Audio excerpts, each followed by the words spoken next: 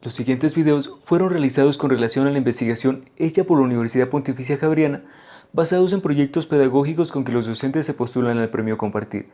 Estas experiencias constituyen un conjunto de información muy valioso en el que se pueden analizar las condiciones del contexto en las que desarrollan su práctica, cuáles son sus problemáticas y en general lo que está ocurriendo en la pedagogía y en la didáctica en las diferentes áreas. Las propuestas, que son la fuente de investigación, provienen de diversas regiones, contextos sociales, tipos de instituciones y niveles educativos. Estas son de gran importancia para el diseño y el desarrollo de acciones futuras, en particular aquellas relacionadas con la formación docente, tanto en sus procesos de formación inicial como en el servicio. Esta vez nos concentraremos en el estudio que identifica las características de las experiencias en el área de lengua castellana, el trabajo interdisciplinar del lenguaje, los procesos de escritura y lectura, el estudio de unidades complejas del lenguaje, las actividades con más relevancia en el aula, la decisión mancomunada de elección de objetos de aprendizaje, el análisis y comparación de estas experiencias. Mostraremos los resultados de dicho estudio, los cuales se evidenciarán próximamente en unas gráficas estadísticas. En esta parte nos vamos a enfocar en las experiencias generales analizadas en el área de la lengua castellana, para dar un punto específico de cómo se han realizado los estudios, entenderlos, analizarlos y ver cómo están representados. Cabe resaltar que los estudios están establecidos como porcentajes específicos de un estudio en general, como es el caso del tema acerca de los resultados en el tipo de relación que tiene la lengua castellana con otras áreas.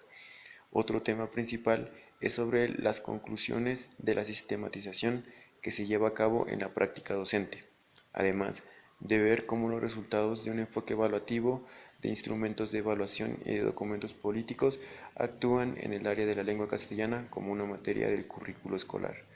Como segundo aspecto se profundiza sobre el estudio de la lengua castellana con su propio objeto de estudio y de cómo se refleja el campo interdisciplinar entre la lengua castellana y otras áreas del conocimiento.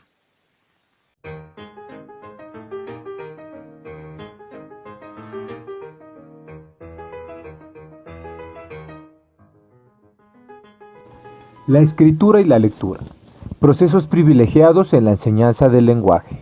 El lenguaje oral y la literatura, aspectos débiles. Hace un poco más de una década, un estudioso de la enseñanza del lenguaje afirmaba que, al parecer, la enseñanza de la lengua oral se constituye de la pobre didáctica de la lengua materna. Esta tendencia a juzgar por los resultados de esta investigación sigue manteniéndose para el país de Colombia. Las explicaciones de esta situación son de diverso tipo. Por un lado, existe un imaginario tanto en docentes como en padres de familia relacionado con la idea de que el habla es algo que los humanos desarrollamos naturalmente y que, por tanto, no requiere un trabajo sistemático, similar al que se realiza con la lectura y la escritura. Por otro lado, las prácticas evaluativas estatales, o al menos en Colombia, no retoman la oralidad como objeto de evaluación, y si pensamos en el peso que tiene la evaluación como eje orientador del currículo en nuestro país. Es comprensible esta debilidad en la medida en que la política curricular y evaluativa no envían un mensaje en que el lenguaje oral ocupe un lugar similar al que ocupa la lectura y la escritura. Desde la investigación contemporánea en didáctica de la lengua, es claro que el desarrollo del lenguaje oral supone un trabajo intencional y sistemático de la escuela, tal como se requiere para la lectura y la escritura, como por ejemplo aprender a argumentar, a exponer un tema, a preparar una ponencia o contar con elementos para comprender críticamente el discurso oral. Hay trabajos sobre unidades complejas del lenguaje. En la historia reciente de la pedagogía en Colombia se ha avanzado un enfoque centrado en el estudio de unidades aisladas y abstractas, hacia un enfoque más ligado a los usos sociales del lenguaje y los textos. Es importante señalar que desde la promulgación de los lineamientos curriculares para el área de la lengua castellana en 1998, el trabajo didáctico se ha centrado en unidades complejas como el texto o el texto con función comunicativa. Realmente el trabajo abstracto sobre unidades aisladas por fuera de una situación comunicativa ya es poco frecuente, lo cual constituye un avance en la pedagogía del lenguaje en el país. Estamos al frente de una pedagogía que abordan los textos con función, orientados desde intencionalidades y situados en contextos discursivos concretos. La decisión sobre el objeto de trabajo en el lenguaje. Recientemente se ha venido discutiendo el objeto de trabajo en la didáctica, lo cual le da una mayor importancia al estudiante, tanto en la elección y decisión de tópicos de su interés, y los cuales son planteados como objetos de aprendizaje. Un ejemplo de ello lo podemos ver en la pedagogía por proyectos, lo cual es una modalidad de organización de la enseñanza y el aprendizaje. Aquí, el estudiante es el protagonista. Aún así, esto no supone que ya que se tengan en cuenta las expectativas e intereses temáticos de los estudiantes, el docente se subordinará y dejará de tomar las decisiones que respecten a su clase. El profesor seguirá teniendo un papel importante, ya que él es el referente y construirá el conocimiento a través de los campos disciplinarios. Entonces, el papel en este modelo del profesor sigue siendo igual de importante, ya que el profesor mantiene un criterio desde el cual postula unas metas de aprendizaje y unos enfoques de trabajo, a pesar de que el protagonista sea el estudiante. 3 rasgos de las experiencias destacadas. El primero es el retomar aspectos de la cultura como parte del trabajo didáctico que se realiza en la lengua. Elementos tan importantes como la recuperación de tradiciones orales, el trabajo de memoria simbólica, las cuales sin duda son importantes en la formación de los estudiantes. Otro rasgo que surgió fue el de procesos intencionales y semánticos de reflexión y conceptualización del lenguaje. Para esto es importante que los estudiantes comprendan y produzcan textos y además se permitan la construcción de saberes de los textos que leen y abordan. Por último, el tercer rasgo va relacionado a la diversidad textual, la cual rescata la importancia de abordar tanto el texto narrativo como otros tipos de textos, lo que llamaríamos tipologías. También rescata la importancia de utilizar la exposición, ya que hay una clara necesidad de incluir el concepto de diversidad discursiva como eje de la formación.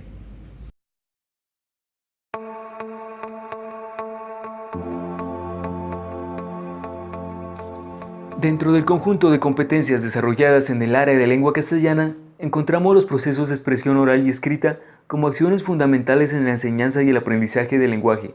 Para ello, las lecturas se convierten en una herramienta primordial en los procesos de mejoramiento de comprensión, producción, análisis y disfrute de los diferentes tipos de textos. En el estudio de los aspectos formales de la lengua se abordan el texto narrativo, expositivo y argumentativo, estos vinculados a situaciones de comunicación. Dentro de estos diversos tipos de textos encontramos el texto narrativo como el más trabajado en las aulas de clase. Esto resulta preocupante y a la vez evidencia la necesidad de fortalecer las propuestas didácticas que involucren otros tipos textuales, diferentes al narrativo, ya que estos son fundamentales en el estudio de la lengua castellana y otras disciplinas. Los resultados de este estudio también revelan a la literatura como uno de los objetos menos trabajados, lo que resulta contradictorio a lo antes mencionado, ya que la literatura hace parte de los textos narrativos. Esto se debe a que el texto narrativo se trabaja en relación a otros aspectos y no específicamente a lo que le compete.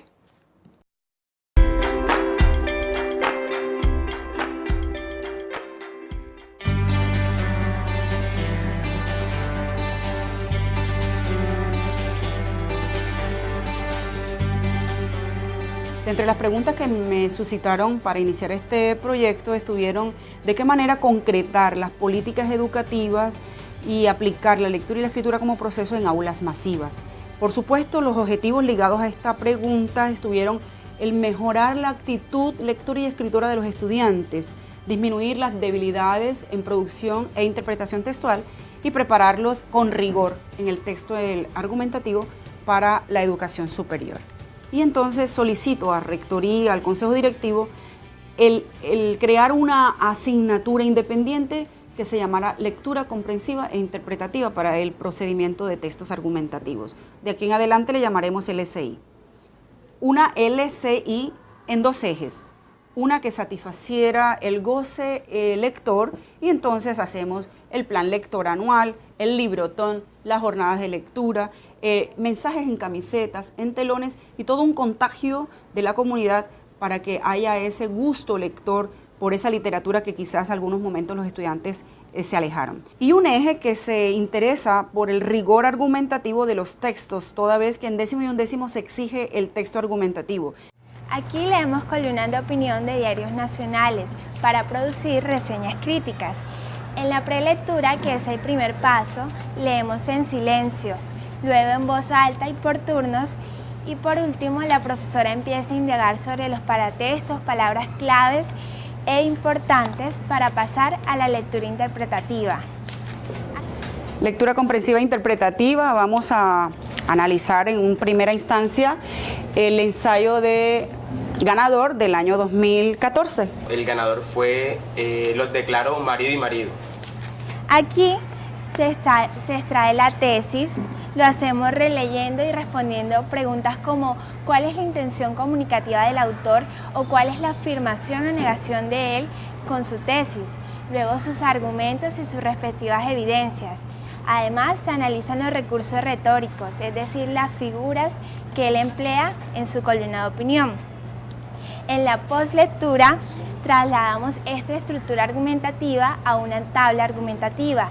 Esta tabla argumentativa contiene información detallada sobre el título, la tesis, el tipo de lenguaje que el autor emplea.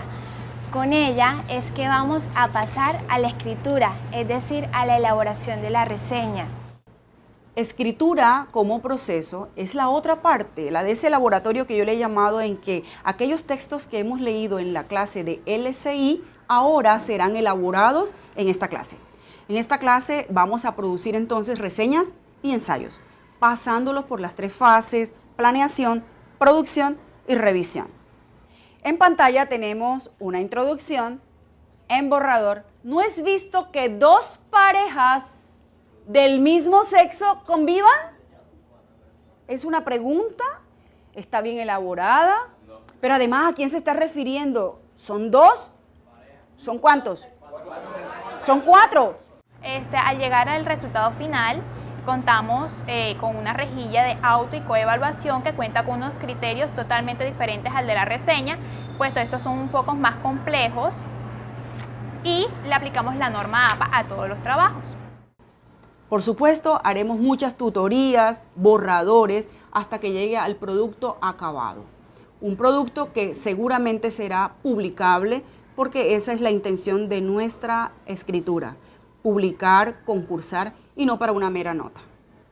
Los ensayos finalistas serán publicados. Este proceso es muy riguroso, ya que cuenta con jueces universitarios externos que nos darán un ganador. Nuestro más reciente proyecto, que le hemos titulado Readecuación de la Biblioteca, tiene un gran espíritu, y es que durante 15 años han estado secuestrados los libros. Le hemos llamado la liberación de los libros, y lo trabajan los estudiantes de décimo y undécimo como una forma de proyección social, como requisito para su graduación. Trabajar enseñando a una docente de un área no lingüística en los primeros pasos de la elaboración del ensayo argumentativo en el Centro de Escritura significó aprender a construir conocimiento con la profe y a comprender que un profesor puede aprender de un estudiante cuando muestra el interés. Finalmente, enseñar a leer y a escribir en este modelo, en el de esta experiencia, nos permite formarnos como lectores y escritores críticos.